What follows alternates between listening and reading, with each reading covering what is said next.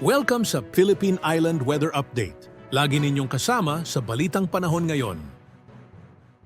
Sa kasalukuyan ay patuloy na umiiral itong shear line o yung salubungan ng amihan at ng hanging nagmumula sa karagatang Pasipiko at siyang nakakaapekto sa may silangang bahagi ng Central at Southern Luzon. Naasahan pa rin na maulap na kalangitan at kalat-kalat na mga pag-ulan sa ilang bahagi dito sa may Metro Manila, gayon din sa may bahagi ng Calabarzon, Bicol Region, sa ilang bahagi ng Central Luzon at ilang bahagi rin ng Mimaropa. Samantalang dahil naman sa hanging amihan ay patuloy ding makararanas na maulap na kalangitan at mga pag-ulan sa may bahagi ng Cagayan Valley at ilang bahagi pa ng Cordillera at mga pagambo naman sa ilang bahagi ng Ilocos Region at ng Central Luzon. Meanwhile, patuloy na umiiral itong Intertropical Convergence Zone o yung salubungan ng hangin mula sa Northern at Southern Hemisphere na siyang nakakaapekto sa may kanlurang bahagi ng Mindanao at ng Palawan. Inasahan pa rin natin ang maulap na kalangitan at mga pag-ulan sa mga nabanggit nating mga lugar. At para sa magiging lagay ng panahon ngayong araw sa Kalakhang Luzon, naasahan pa rin na magkakaroon nga ng maulap na kalangitan at kalat-kalat na mga pag-ulan, pagkidlat at pagkulog sa may bahagi ng Metro Manila, gayon din dito sa may bahagi ng Calabarzon, gayon din sa may Bicol Region, sa may Marinduque, Oriental Mindoro, Aurora at sa may Bulacan. At dahil naman sa pag-iral ng hanging amihan, naasahan din na maulap na kalangitan at mga pag-ulan dito sa may bahagi ng Cagayan Valley, sa may Apayao, Ifugao, Abra at sa may Mountain Province. At dito sa may kanlurang bahagi ng Luzon, partikular sa may Ilocos Region at sa nalalabing bahagi ng Central Luzon, asahan naman natin ang mga pag-ambon, dulot ito ng hanging amihan. Agwat ng temperatura sa may Lawag nasa 23 to 30 degrees Celsius, sa may Tuguegarao ay nasa 22 to 27, sa may Baguio City 17 to 22, dito naman sa may Metro Manila at sa may Legazpi nasa 25 to 30 degrees Celsius, at sa may bahagi naman ng Tagaytay ay nasa 21 to 29 degrees Celsius. At dumako naman tayo sa magiging lagay ng panahon dito naman sa may bahagi ng Visayas, Mindanao at sa may Palawan.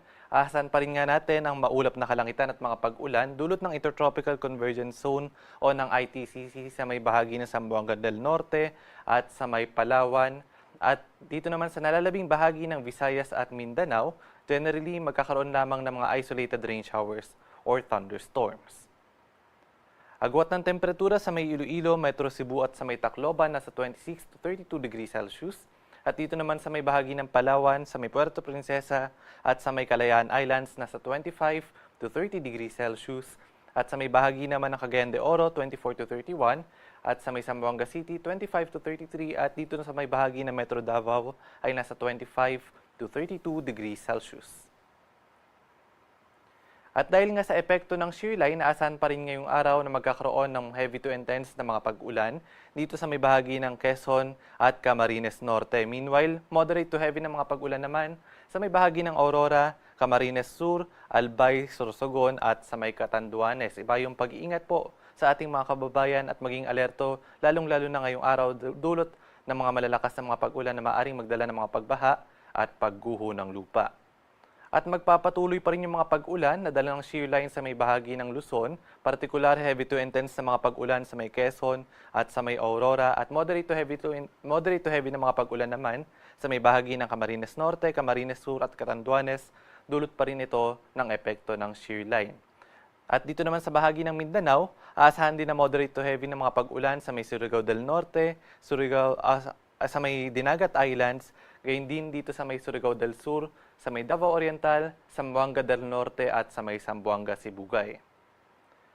And by Thursday, patuloy pa rin yung epekto ng shear line at ng Intertropical Convergence Zone na magdadala ng moderate to heavy na mga pag-ulan dito sa may bahagi ng Cagayan, Isabela, Aurora at sa may Quezon at gayon din sa may Dinagat Islands, dito sa may Surigao del Norte, Surigao del Sur at sa may Davao Oriental. Kaya iba yung pag-iingat at maging alerto po yung ating mga kababayan sa banta ng mga pagbaha at pagguho ng lupa.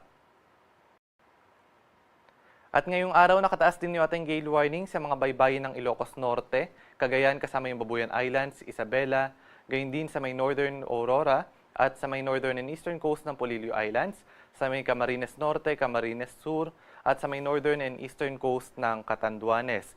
Iba yung pag-iingat po sa ating mga kababayan at hanggat maaari ay huwag munang pumalaot dahil sa banta na matataas na mga pag-alon, dulot yan ng hanging amihan.